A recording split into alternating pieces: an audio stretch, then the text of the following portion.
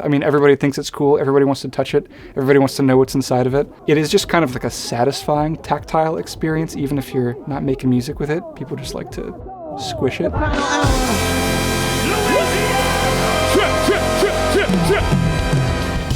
I started playing guitar, actually, when I was 12 or 13. My cousin showed me how to play Seven Nation Army, and I guess I was just kind of off to the races from there. I went through all kinds of phases from prog and jazz and metal and pop punk and all that stuff. Around the time that I was 20, I was at Berklee College of Music, and I actually switched to the keyboards, which was a bit of a strange move. That sort of put me down the path to like sound design and deeper synthesis kind of stuff. I knew about ROLI for years before I even considered owning a Seaboard. I suppose for as long as I've been playing the keyboard, Seaboards have been a thing. I always thought it was cool, but I never even played one until I had the need to sort of play more expressive, both synth patches and more realistic and expressive string and orchestral patches. Probably the biggest thing that helped with that was the fact that you hit a key and it just sort of defaults to the pitch that it knows that you mean. You don't have to like hit in the exact right place like you would on another fretless instrument. And this is kind of the fretless equivalent to a keyboard or a bass or something like that, but it's so much more accessible. I actually owned a fretless acoustic nylon guitar, and I just like didn't end up really breaking through on that instrument, and I just sold it. But this is really accessible to normal keyboard players because you really can just pick it up, and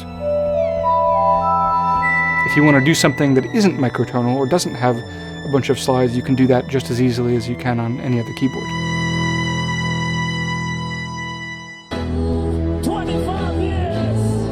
Me first getting involved with Lauryn Hill, that story starts in quarantine, actually.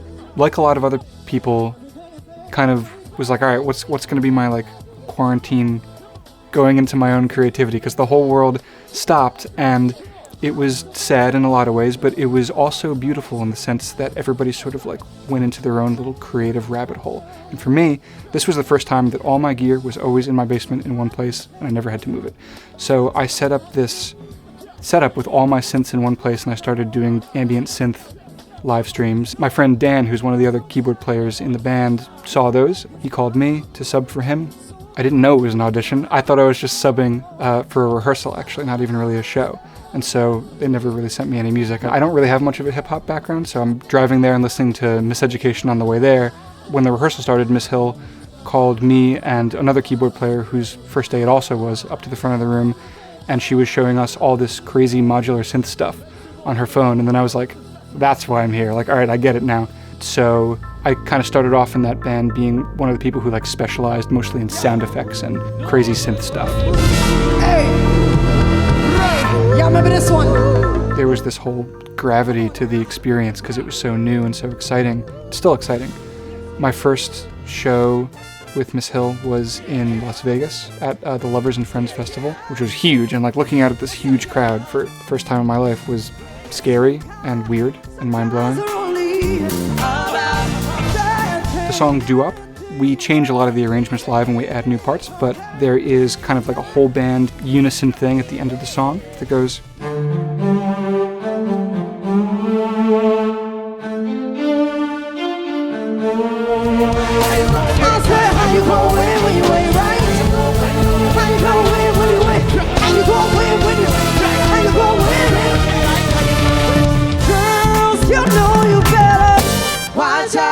Playing with Lauryn Hill has been musically challenging in ways that I've ever been musically challenged in the past.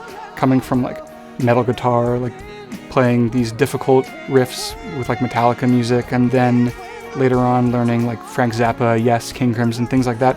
That's difficult in this like very obvious way. Riffs that are just difficult to execute, lines that are fast, time signatures that are complicated. With Lauryn Hill, it's a totally different challenge. It's like a feel challenge, learning how to play ahead of the beat, or on the beat, or behind the beat. Things like that. Learning how to sound design and being able to pull up any sound that's required quickly. She'll pull up Vangelis or some crazy modular synth stuff, or her ringtone or something like that, and she'll be like, make that sound, and I'll just kind of have to do it on the spot, which is, it's very engaging and exciting. My rig with Lauryn Hill includes a mix of things that are good for various purposes. With the Seaboard and Equator 2, that is for string sounds and synth sounds that have to be particularly like evolving and expressive. It's particularly good for that. I'll send program change messages to everything else. I'll hit like the Kill Me Softly button and my whole rig will switch to all my patches for that. You can't be like remembering, all right, this keyboard is on preset like 100 and this one is on like E4 and then let me go over to my computer over here. Like, you can't be doing all that. You just gotta hit one button and have your rig do what it needs to do instantly. Playing the Seaboard RISE with Lauryn Hill has opened up a bunch of things. First got brought into the mix out of a need to play like string, horn, and general orchestral patches, which is one of the things I have to do a lot of in that band, and playing those sorts of sounds on a normal keyboard. I mean, there's a lot of good VSTs out there, and you can get by on a lot of things, but it's just okay, because playing a sound is more than just playing a sound. It's more than just the sample. It's your actual tactile, physical interaction with an instrument. And there's only so deep you can go on normal keyboards because the keyboard isn't really an inherently expressive instrument. You can kind of close the gap with like expression pedals and mod wheels and things like that, but this really closes the gap for sure. The things that you can do on this, you know, being able to hit a note, wiggle your finger, and it actually produces vibrato, something that I was kind of doing anyway just because I wanted that to happen because kind of I come from this guitar background. Being able to slide. The thing that speaks to me the most about MPE is that it's the marriage of sound design and playing. Previously, it was all under separate umbrellas, and not only is merging them, does it make for kind of a more expressive, connected experience, but it also actually frees both your hands up to actually play. Previously, if I want this sound to open the filter, I'd be doing that with my left hand on a knob, whereas with MPE, I can do that with a gesture, and doing it with a gesture actually frees up my other hand to play rather than sound design. So it not only makes for a more connected musical experience, but you can actually just think about playing. All this crazy circumstance. The Seaboard being received in the band and also just by other people that I play with. I mean, everybody thinks it's cool, everybody wants to touch it, everybody wants to know what's inside of it. It's great being able to fill specific niches, maybe that other keyboard players aren't able to access, because it makes sort of the four keyboard player dynamic of the band, what we call the Lauryn Hill Orchestra, it makes it kind of more well-rounded and just makes us more able to achieve a wider range of things. I think that went pretty well, if I do say so, and I had a good time playing this thing for sure. The first patch that I was playing that really excited me and was kind of the moment that I broke through and had that aha moment was this patch, which is called the Reincarnation Flute.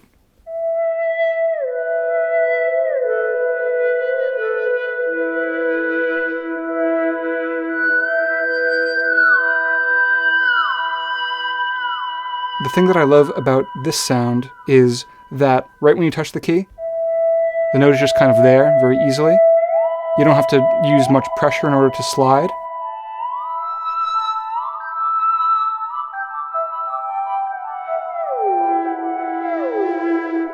It just sounds beautiful, that long delay.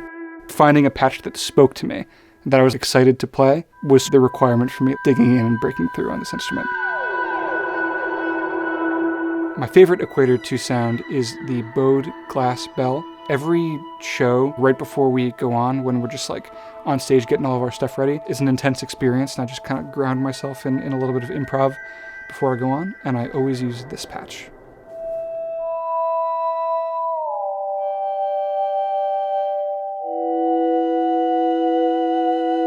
Sound design is tricky because you not only have to have a sound that is just a good sound, you also have to have it be playable in that tactile sense. And this sound, I just love the way it feels. I don't know, sometimes there's some kind of X factor to it, but I also love how it plays too. It's easy and light.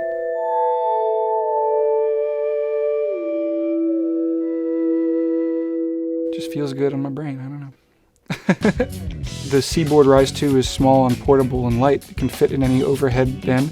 I've only once had to kind of argue my way into bringing it onto the plane. Thank you. Thank you. It's a great travel instrument because anything that I love the sounds of and I love to play, I'm going to want to have as part of my live rig. Other than that, it's durable, it's small, it's portable. I can take it anywhere. It's actually the only keyboard that I take around. Usually I'm using backline stuff, but I don't mind taking this around at all. Oh, it's Sam. As far as the reliability of the RISE 2 on tour, I've never had any issues. It's very durable. There's not like a bunch of moving parts the way that there would be with anything else. I'm not worried about a key falling off or anything like that, or it getting crushed. You know, it's already flat.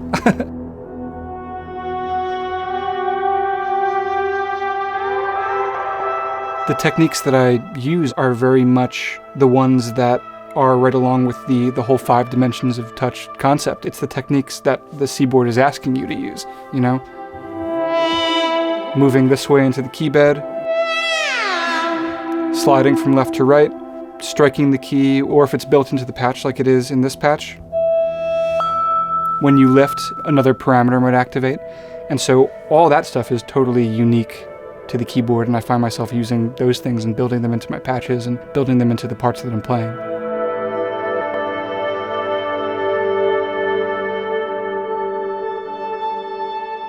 My advice for somebody who just got a Seaboard is to just get into the fact that for the first time, playing the keyboard is this experience that's connected to your body in the same way that playing a stringed instrument or a wind instrument is, because that was always sort of the thing that was lacking in keyboard playing.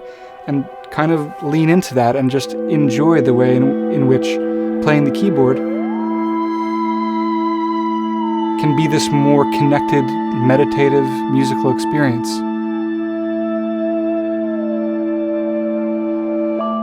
And just sort of like explore where that can go within you and what it leads you to do.